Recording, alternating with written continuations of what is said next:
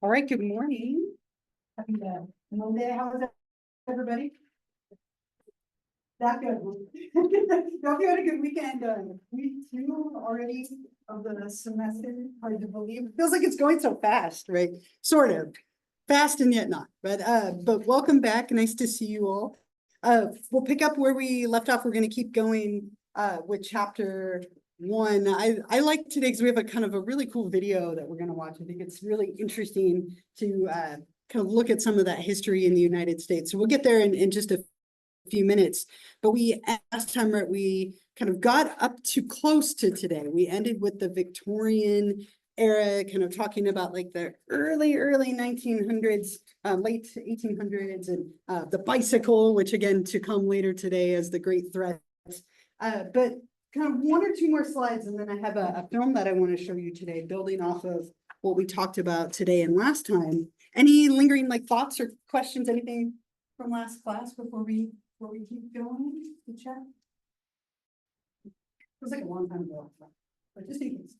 Okay, so we ended with the Victorian era. One more thing is we could look at like very early America sexuality, right? And we look at the Puritans and freedom and slavery in the 19th century, kind of all these things playing a role in the early United States or Americas. Again, all of those different cultures have shaped our culture and where we are today. And it's kind of been like this ongoing revolving wheel, very progressive to very like tight and strict to back to progressive and so on. In early America, we had the influence of the Puritans.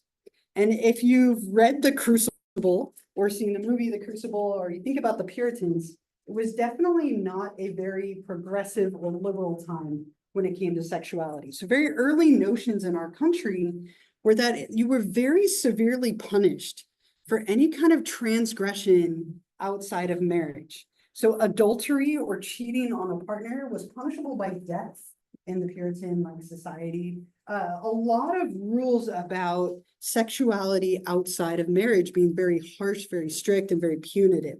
But within a marriage, it was good and proper, right? It was actually something to be encouraged within a marriage. And a very progressive idea came out of this time. It's comical, but progressive. There was this thought that a couple that was about to be married should be able to share a bed with each other. Right? Now, that was not something that was ever allowed before this, or at least discussed before this.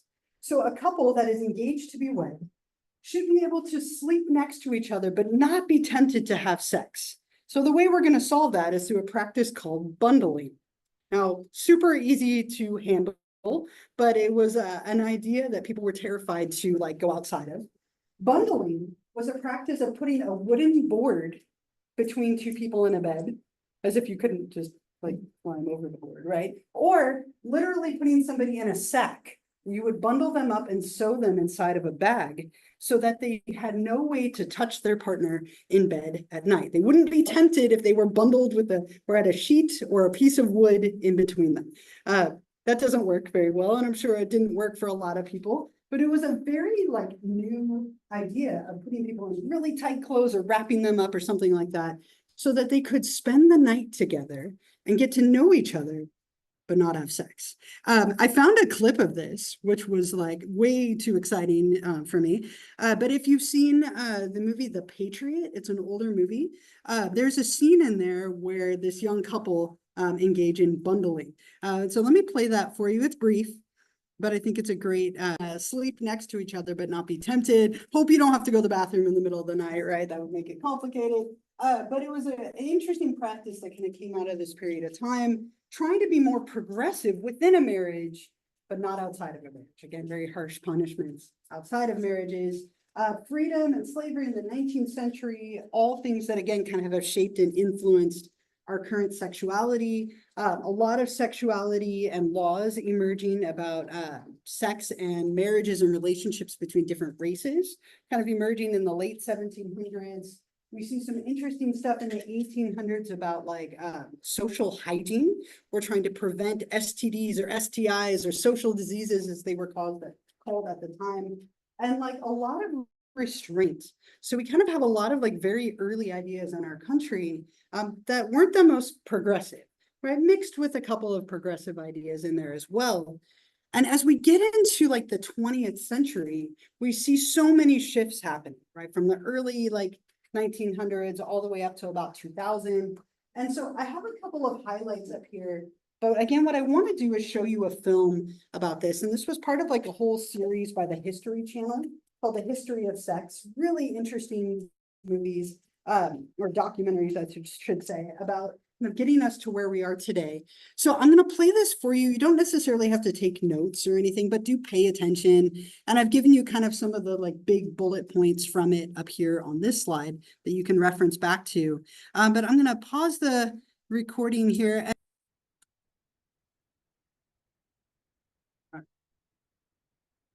Really deep there at the end, right? Like without sex, there would be no history. Anyway. Okay, let's see.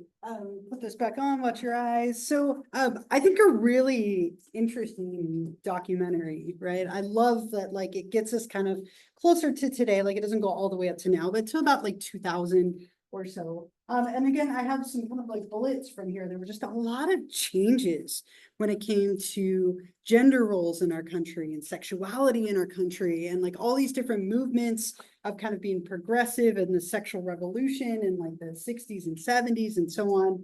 And then kind of some of the like decline that happened in the 80s as AIDS came forward and affected quite a few people. I wrote this term up here, prophylactics. They talked about this in the documentary as well.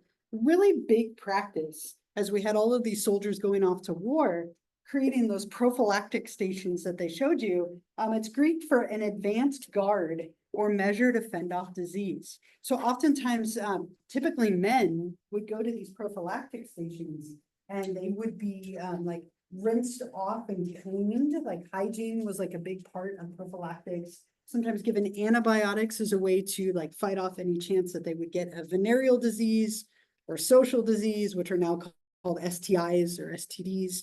A lot of different names for those over time, but kind of getting us closer to today. And then obviously they talk about the internet and the development of the internet as well and things along those lines, and the role of the media.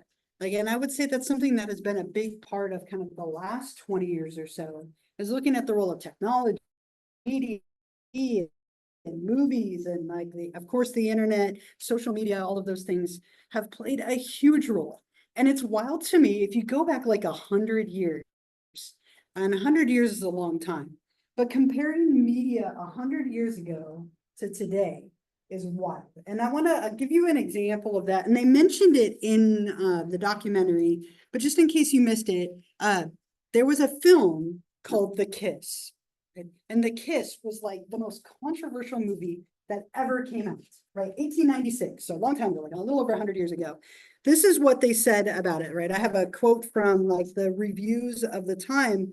The spectacle of prolonged pasturing on each other's lips was beastly enough in life size on the stage, but magnified to our gargantuan proportion and was absolutely disgusting, right? People were outraged by this film on one side, and on the other side, as they mentioned, spent nickel after nickel. Can you imagine if it was only a nickel to go see a movie? It'd be so nice, but nickel after nickel to go see this.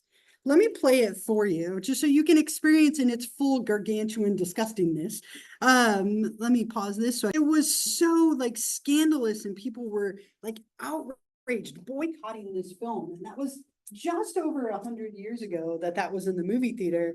Now, I just finished rewatching Game of Thrones and like House of the Dragon. I was trying to like get caught up, and I'm in my mind comparing like that to that, right? And it's just, and that's not even that like risque anymore. Like just compare anything that you see on social media or in a movie now to that, right? And it's just our media is constantly our metric of what's like normal or typical or even what is banned and scandalous. And the second you ban something, it just makes it more popular.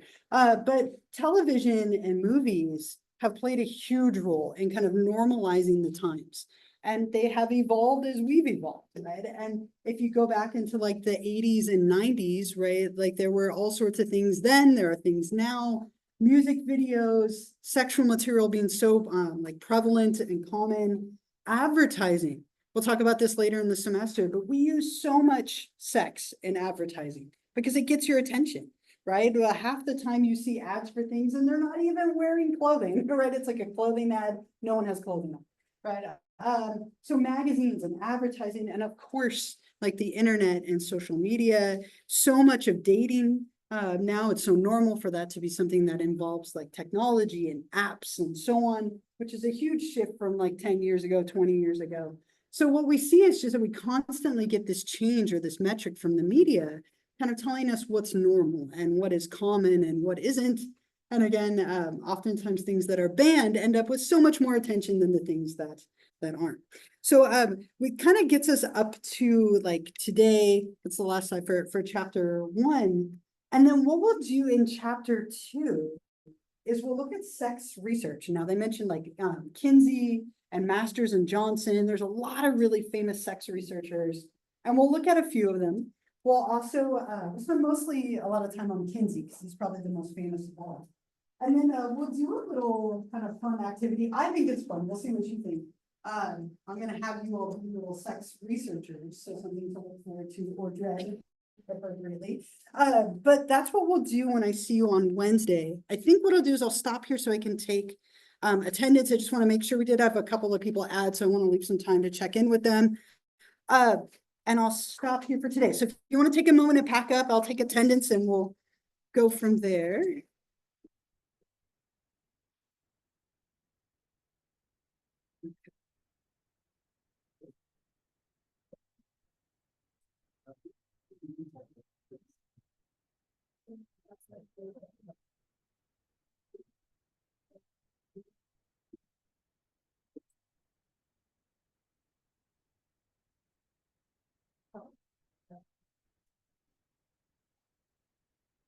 All right, so again, I'll give attendance today and I'll take it Wednesday, and then starting next week, I'll just hand out a sheet and we won't have to do anything more. And also, just since next class we will work on it, brainstorm, just kind of think in the back of your mind. You don't have to write anything down, but think about if you could study or research anything related to sexuality, what would you want to know?